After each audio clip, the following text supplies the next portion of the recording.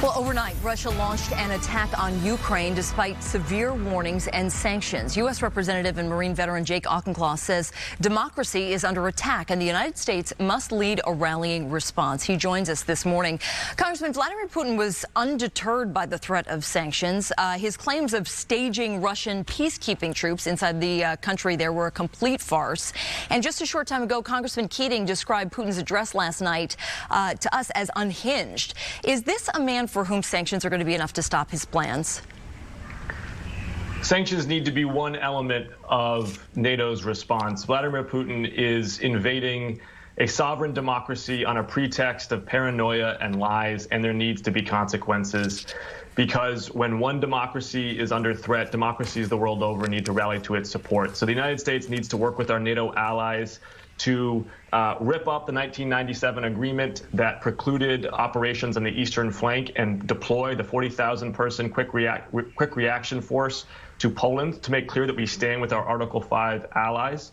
We need to launch the full freight of sanctions that were promised. Nord Stream 2 cancellation is just one element of that. We've got to isolate Russia financially, and most importantly, in the energy markets. We've got to crush the Russian oil and gas sector. No longer can this unhinged dictator rely on the exports of Russian energy as a source of leverage. He needs to be cut off. You know, are you concerned that if he is cut off, though, that he'll just turn to China, you know, to have resources and, you know, to further solidify that allyship against us? It is absolutely needs to be an area of diplomatic engagement. China's on a knife's edge here. China has a long tradition of standing for the sovereignty of independent states. It's not going to like the precedent that this sets in the invasion of Ukraine. As you said, it does want a warmer relationship with Russia. And of course, they signed that statement a couple of weeks ago. But the United States can put a wedge in there that creates some daylight between these two nations and makes clear to China that their global reputation will suffer by association with Russia, and their interconnectedness, whether through trade pacts or through energy markets, could also be affected if they stand behind this unchecked Russian aggression. What this really comes down to, though, I think, is going to be information operations.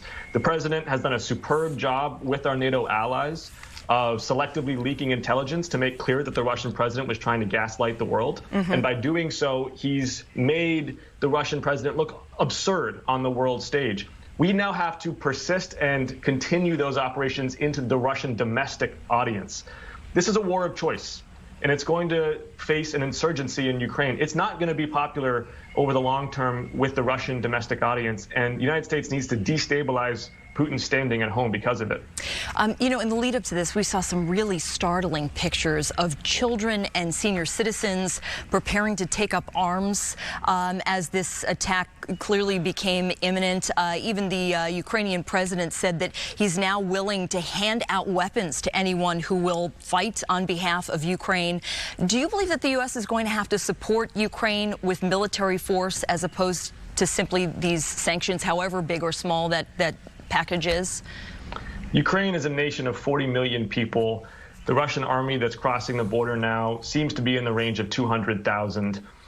The Ukrainians have a proud fighting tradition dating to the Cossacks and before.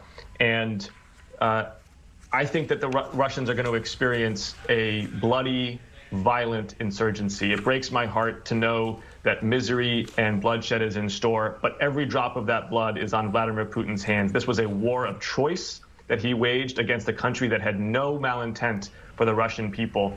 The United States absolutely needs to provide both lethal and non-lethal support. We should be exploring with our NATO allies how to do, in addition to our sanctions, targeted cyber attacks to support the Ukrainian defenses, but United States forces should not be engaged in a conventional land war in Ukraine. It's not a NATO member, and we cannot risk direct conflict with another nuclear power.